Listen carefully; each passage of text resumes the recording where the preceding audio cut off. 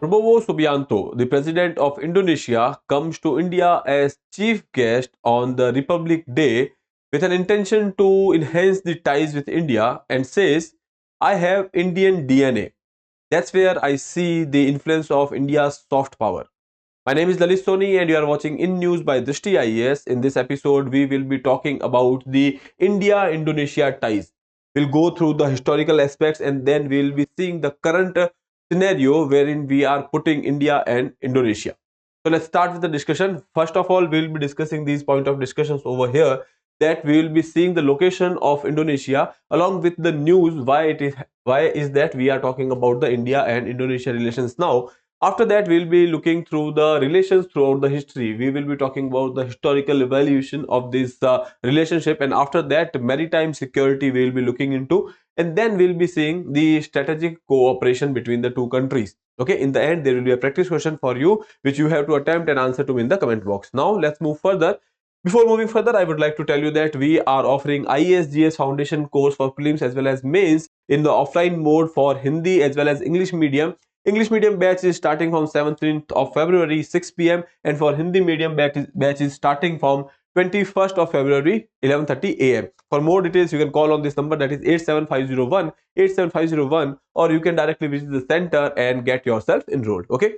Now let's move further and start with the first element over here, that is your why we are talking about this particular issue or why it is in the news. Okay. Indonesian President Prabowo Subianto was the chief guest at India's Republic Day celebrations on 26th January 2025. So this year we have called Indonesian President Prabowo Subianto. Okay.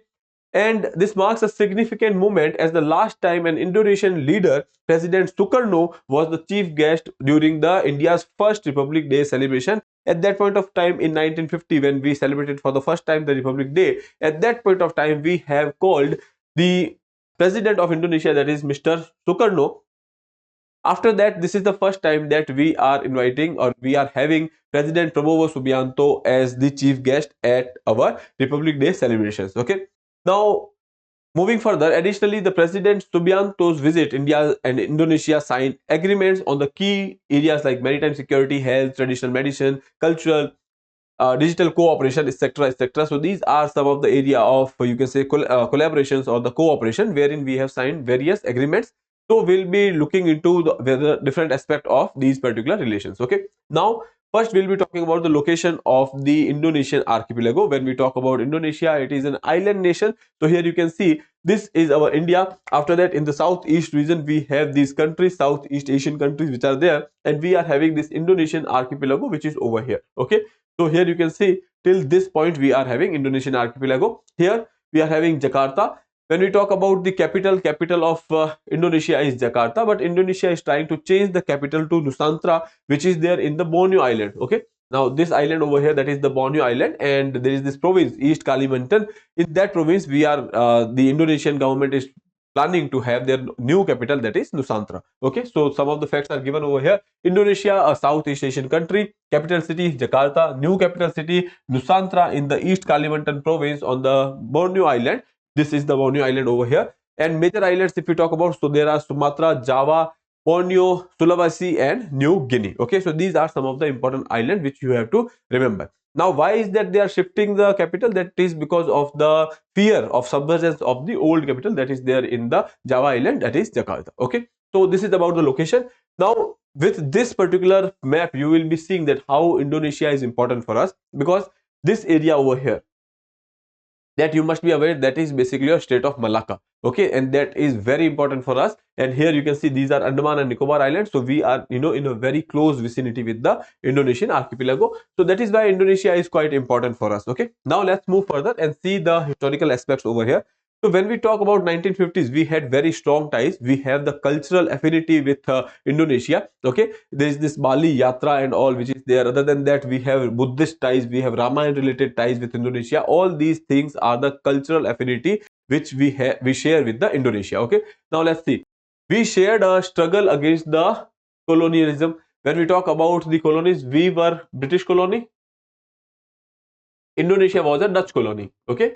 So we had gone for the struggle against the colonization, and then moving further, India supported Indonesia Indonesia's independence struggle 1945 to 49 against Dutch people. So that is there. Biju Patnaik during the mission had a daring mission, rescued the Indonesian leaders from the Dutch seas. Okay, so when Dutches were trying to have the seas again, so at that point of time we have gone for a mission to rescue the Indonesian leadership from there. Okay, then after that Sukarno, the president over there, Sukarno, Indonesia's first president, became the India's first Republic Day chief guest in 1950. You know that at that point of time we had this just after the World War II. Okay, we had the the work of building, making the constitution, etc. And once this constitution was done, and then we have celebrated the first Republic Day. At that point of time we have invited those people, or you can say the like-minded people. You know that at that point of time we have started this non-alignment movement as well. Okay, so he was also one of the personality in the you can say founding member of the non-alignment movement. Okay, now Treaty of Friendship in 1951 promised lasting peace and the partnership between the two countries. Then deep civilizational ties which were there. As I told you, there are cultural ties which are there, or you can say civilizational ties which are there, like Bali Yatra and centuries old collaboration in the art, religion and the trade. Okay, so these were things which we already shared when we are talking about the soft power. When we talk about the people to people connect or the cultural ties, these are something which comes within the limits of the soft power. So that is something which build an impression of a country. Okay, so India had a very good impression in the minds of Indonesians. Okay, worked closely on the global issues like the non-alignment and the colonial freedom, culminating in the Bandung Conference 1955 and non-alignment movement in 1961, which I have already told you. Okay, now moving further, second phase here we are talking about, that was the phase where we had little bit of soreness in the relations, that is the 1960s time. Okay, India's relations with China worsened after the 1959 Tibetan uprising, and after that we had a war as well, while Indonesia grew close to the Beijing. At that point of time, when we were not having very good relations with China, at that point of time Indonesia started to have a cordial relations with, you can say, China. Okay, after that there was this pro-Pakistan instance here in 1965 during the war. We had Indo-Pakistan war. Indonesia supported Pakistan and even supplied weapons at that point of time, and because of which we had a strain in the relation. Anti-India sentiments grow in Indonesia, with mobs attacking India's embassies in Jakarta. So that was the phase in the 1960s when we have seen a setback. Okay, after that, if you see Cold War drift, if we talk about, so at that point of time new leadership was there. After a coup in 1965, Suharto replaced the Sukarno and distanced Indonesia from China.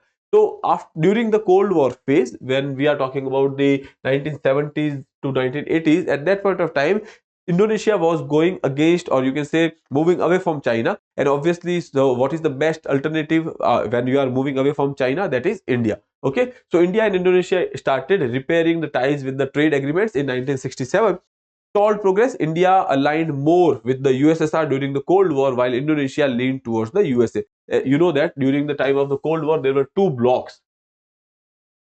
When we talk about Cold War, there were two blocks. One was under USA, second was under USSR. Okay, when we talk about USA, India and USA back then did not have very good relations. You would say Pakistan had a better relations with USA. So here Indonesia was part of this block. Okay, and we were inclined towards USSR, because when we talk about the non-alignment movement, we were neutral, but still our economic programs, etc., they were aligned with the USSR. So India had a little bit inclination towards USSR. So that is what is saying that the ties between the India and Indonesia kind of stalled at that point of time. India aligned more with the USSR during the Cold War, while the Indonesia leaned towards the USA. Despite high-level visits Suharto to India in 1980, Indira Gandhi to Jakarta in 1981, relations remained lukewarm. So there was not very active relations or not very passive relations. This was just like lukewarm relations, like you can say okay relationship status was that at that point of time. And after that 1990s, okay, in 1990s India opened this economy. Okay, we had LPG reforms, and then we were looking for the markets as well. At that point of time we started to engage with Indonesia on the economic level as well. Okay, India's economic reform in 1991 and the Look East policy, which was started somewhere around 92 to 93. So with the Look East policy, we started to focus on the Southeast Asian countries. And then after that in 2014 we had the Act East policy. So that was even more, you can say, inclination towards the Southeast Asia and even in the Far East region as well. Okay. Now after that, the trade has seen a growth because obviously you had opened your economy at that point of time. Key investment area include the infrastructure, textile, green energy, and the consumer goods. Trade rose from 4.3 billion in 2005-6 to 38.84 billion in 22-23, and we have a target by 2025 we have to achieve 50 billion US dollar trade. Okay. Then coming to India's top buyer, when we talk about India is a top buyer of Indonesia's coal and palm oil. So coal and palm oil is coming from Indonesia. We are top buyers of Indonesia. And then when we are talking about the exports, we are sending the refined petroleum and the vehicles over there. Okay. So this is about the economic engagement, or you can say the engagement which we have seen post 1990s. Okay. So that is there. Now moving further, maritime security, if we talk about, so here you can say defense cooperation agreement in 2018 promotes the joint military exercise such as Garuda Shakti and the naval Samudra Shakti exercise to boost the defense ties, naval exchanges sector. Two exercises are given, Garuda exercise and the naval Samudra Shakti exercise. You should remember these two names. Reaffirm the importance of the freedom of navigation in the Indo-Pacific, especially in the South China Sea. Now South China Sea is an area where China is having a prominence. China is trying to have a sway over there, and even China is trying to get aggressive in the South China Sea. So there was this idea which was propagated or advocated by the Indonesian president that there should be a code of conduct in the South China Sea. Okay, so that you can check the influence of the China in this region, and who better than India to be part of that. Okay, so in the South China Sea, they are advocating a code of conduct that aligns with the international law, including the UN clause. Okay, adopted the shared vision of India-Indonesia maritime cooperation in 2018. So these are some of the aspects of the maritime security. Now coming to the strategic cooperations.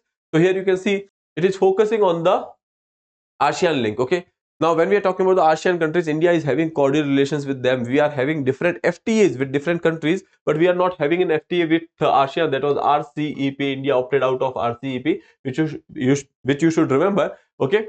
Focus on strengthening the ASEAN link, Indo-Pacific strategies and maritime security to counter the Chinese influence. For that, Indonesia is quite important for us. Coming to the next one, expanding collaborations in the satellite technology. When we talk about Indonesia, Indonesia is a small island country. Okay. Now, when we are talking about the island country, see, this particular country is not well equipped with sending satellites on their own. So what they are trying to do is that they are trying to take India's service, ISRO services for the satellite launch. So that is the area where India and Indonesia can collaborate in the future as well. Joint efforts in the digital technology, culture, healthcare, such as building green hospitals in the Indonesia, educational initiatives like scholarship under the 𝐈𝐻𝐒 program. Now you will be telling me in the comment box that what is 𝐈𝐻𝐒 program. You should remember this particular thing. Okay, coming to the next one, approximately 15,000 people of Indian origins are living in Indonesia and contributing to the economy over there. Then the partnership emphasizes on the economic growth, regional stability and the cultural exchanges, and enhances the connectivity, which we have already seen how. Okay, one more aspect over here is that tourism. We are trying to have a better connectivity so that tourism can be pushed. Okay, so that is about the strategic cooperation between these two countries. Now these are the overall status of India and Indonesia ties. We have seen how history has been. We have seen what are the current developments and what are the strategic partnership and what are the future outlooks which can be there in the strategic partnership area. So this is about India and Indonesia relations. Now there is a practice question for you which you have to attempt and answer to me in the comment box. So the question is, on which island is Nusantara located? Sumatra, Java, Borneo or Sulawesi? You can attempt this question and answer to me in the comment box. With that, I would like to take your leave. I'll see you in the next episode. Till then, have a good day. Thank you and study well, and please subscribe the channel. For more informative content, like, share and subscribe, and do not forget to press the bell icon to get the notifications.